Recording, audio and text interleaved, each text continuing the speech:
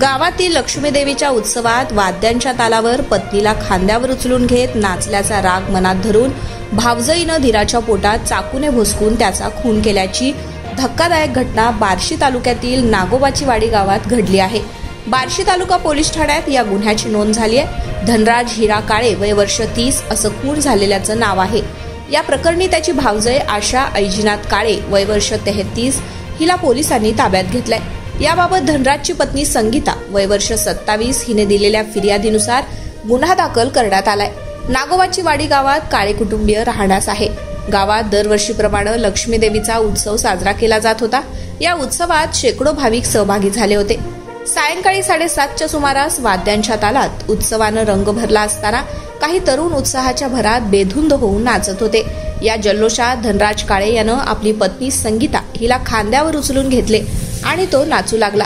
हा प्रकार त्याची भावजय आशा काळे हिला आवडला नाही। तिने देवकार्यातून काढता पाय घेत घर गाठले। काही वेळानंतर धनराजही घरी पोहोचला। यावेळी भावजय आशानं धनराजशी भांडण काढले आणि रागाच्या भरात तिनं हातातल्या चाकूनं त्याच्यावर हल्ला केल्यामध्ये तो गंभीर जखमी झालाय। याच अवस्थेत तो बाहेर पळत आला।